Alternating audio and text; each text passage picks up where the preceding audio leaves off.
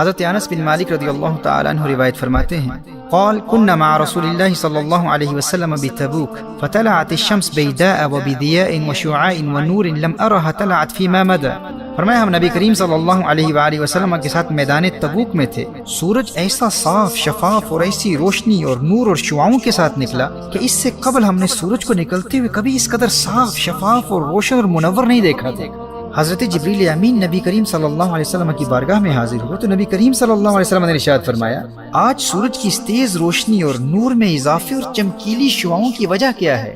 حضرت جبریل امین عرض کرتے ہیں یا رسول اللہ صلی اللہ علیہ وسلم آج مدینہ منورہ میں حضرت معاویہ بن معاویہ اللیثی المزنی کا انتقال ہو گیا ہے اور ان کے جنازے کی نماز کے لیے اللہ جل وعلا نے 70,000 فرشتے آسمان سے بھیجے ہیں۔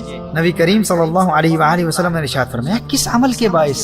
جبریل امین عرض کرتے ہیں قال بکثرت قراءته قل هو اللہ احد باللیل والنہار، اور دوسری روایت میں ہے قائما وماشیا وقائدا ومتجعا۔ جبریل امین عرض کرتے ہیں یا رسول اللہ صلی اللہ علیہ وسلم ان کے جنازے میں 70,000 فرشتے اس لیے آئے ہیں کیونکہ یہ رات دن اٹھتے بیٹھتے چلتے پھرتے ہر وقت قل هو اللہ احد کی تلاوت کیا کرتے تھے۔ سبحان اللہ۔ میں دوستو آپ کو سورہ اخلاص قل هو اللہ احد کی روحانی پاور کا اندازہ نہیں ہے، یہ آپ کی دنیا بھی سنوار دیتی ہے آخرت بھی سنوار دیتی ہے۔ اب دیکھیے نبی کریم صلی اللہ علیہ وسلم میدان تبوک میں ہیں اور جبریل امین عرض کرتے ہیں یا رسول اللہ صلی اللہ علیہ وسلم اگر آپ کا ارادہ ہو تو زمین سمیٹ لوں اور آپ ان کی نماز جنازہ ادا کر لیں۔ کونین کے والی صلی اللہ علیہ وسلم نے اجازت عطا فرما دی، اور مسند ابو یعلا کی دوسری روایت میں ہے کہ حضرت جبریل امین نے اپنا پر زمین پر مارا اور تمام درخت اور سب ٹیلے وغیرہ پست ہو گئے، اور میدان تبوک سے مدینہ منورہ میں حضرت معاویہ بن معاویہ اللیثی المزنی کا جنازہ نظر آنے لگا۔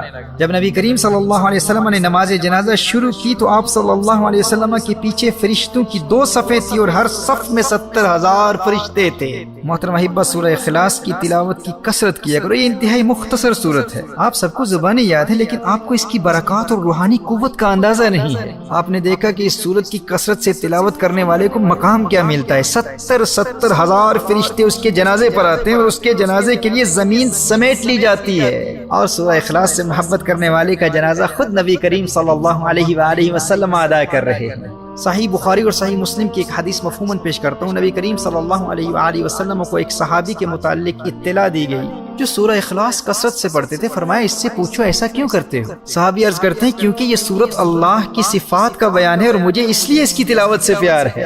نبی کریم صلی اللہ علیہ وآلہ وسلم نے ارشاد فرمایا اسے بتا دو تجھے اللہ کی صفات کی وجہ سے اس سورت کی تلاوت سے محبت ہے، تیری اس سورت سے محبت کی وجہ سے تیرے اللہ کو تجھ سے محبت ہے۔ سبحان اللہ۔ دوستو اگر اللہ کی محبت کے طلبگار ہو تو سورہ اخلاص سے پیار کر لو۔ اور صحیح بخاری اور ترمذی کی روایت میں یہ الفاظ بھی آئے ہیں، فرمایا حبک ایاہ ادخلک الجنہ، اس سورت کے پیار نے، سورہ اخلاص کے پیار نے تجھے جنت میں داخل کر دیا۔ صحیح بخاری اور صحیح مسلم کی ان احادیث کی روشنی میں اس سورت کا پیار آپ کو جنتی بھی بنا دے گا اور اللہ کا محبوب بھی بنا دے گا۔ نبی کریم صلی اللہ علیہ وآلہ وسلم نے ارشاد فرمایا، یہ حدیث بھی صحیح بخاری کی ہے، فرمایا مجھے قسم ہے اس ذات کی جس کے قبضہ قدرت میں میری جان ہے، یہ سورت تہائی قرآن کے برابر ہے۔ This Surah Ikhlas, which is also known as Surah Al-Tawheed, is 1/3 of the Quran, and whoever recites it thrice, whoever recites it 3 times will gain the reward of reciting the entire Quran. 3 مرتبہ پڑھ لیں مکمل قرآن پڑھنے کا ثواب ملے گا۔ مسند احمد کی حدیث ہے، نبی کریم صلی اللہ علیہ وآلہ وسلم نے ارشاد فرمایا جو اس سورت کو 10 مرتبہ پڑھ لے گا اللہ جل وعلا اس کے لیے جنت میں ایک محل تعمیر فرمائے گا۔ حضرت عمر رضی اللہ تعالیٰ عنہ عرض کرتے ہیں یا رسول اللہ صلی اللہ علیہ وسلم پھر تو ہم بہت سارے محل بنوا لیں گے۔ اور سنن دارمی کی حدیث ہے 10 مرتبہ پر 1 محل، 20 مرتبہ پر 2 محل، 30 مرتبہ پر 3 محل۔ اور میرے دوستو جسے آخرت کی زندگی سے محبت ہو اور اسے اس سورت کی برکت سے جنت کے محلات کی ضمانت مل جائے، پھر وہ سورہ اخلاص کی تلاوت سے محروم کیسے رہ سکتا ہے؟ اور پھر اس سورت کا کمال تو دیکھیے کہ یہ فقط آخرت کے محلات نہیں، دنیا میں بھی محلات تعمیر کروا دیتی ہے۔ اس سورت کی تلاوت غربت و مفلسی اور بے روزگاری کا خاتمہ کر کے آپ کو مالدار اور دولت مند بنا دیتی ہے۔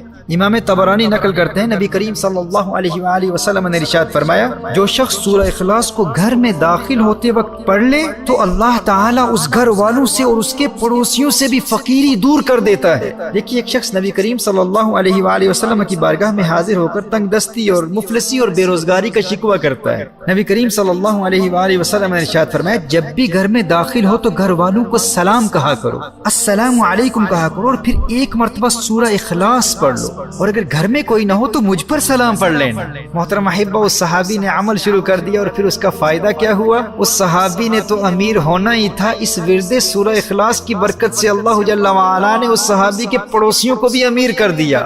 غور کیجئے گا، جاہل عاملوں کے خود ساختہ من گھڑت وظیفوں اور عملیات میں دین اور دنیا کو برباد کرنے والوں، ذرا اللہ کا قرآن پڑھ کر تو دیکھو، جب بھی گھر میں داخل ہو گھر والوں کو سلام کرو، سلام کے بعد صرف ایک مرتبہ سورہ اخلاص پڑھنے کی عادت بنا لو، اور پھر دیکھو اس محمدی وظیفے کی برکت اللہ جل وعلا تمہیں دنیا اور آخرت کی دولت سے کیسے نوازتا ہے۔ ترمذی کی حدیث میں ہے کہ جو شخص سونے کے لیے جائے اور داہنی کروٹ لیٹ کر 100 مرتبہ سورہ اخلاص پڑھ لے تو قیامت کے دن اللہ جل وعلا ارشاد فرمائے گا، اے میرے بندے اپنی داہنی طرف سے اپنی دائیں جانب سے جنت میں داخل ہو جا۔ میرے بھائیوں، میری بہنوں، اللہ جانتا ہے کتنی زندگی باقی ہے، میرے سننے والوں کو یہ کام آج رات ہی کر لینا چاہیے، اور یاد رہا تو مجھ گنہگار کے لیے بھی دعا کیجیے گا۔ اب دیکھیے، مسند ابو یعلا کی ایک حدیث کا مفہوم ہے کہ جو شخص ایمان کے ساتھ ہر نماز کے بعد 10 مرتبہ سورہ اخلاص پڑھ لے گا، وہ جنت کے تمام دروازوں میں سے جس دروازے میں بھی داخل ہونا چاہے گا داخل ہو جائے گا، اور جنت کی جس حور سے نکاح کرنا چاہے گا اس کا نکاح کرا دیا جائے گا۔ ایمان کی سلامتی کے لیے بھی یہ بہت بڑا ورد ہے، اس سے محبت کر لو، کثرت سے پڑھو، اور میرا یہ پیغام اپنے تمام دوستوں تک پہنچا دو۔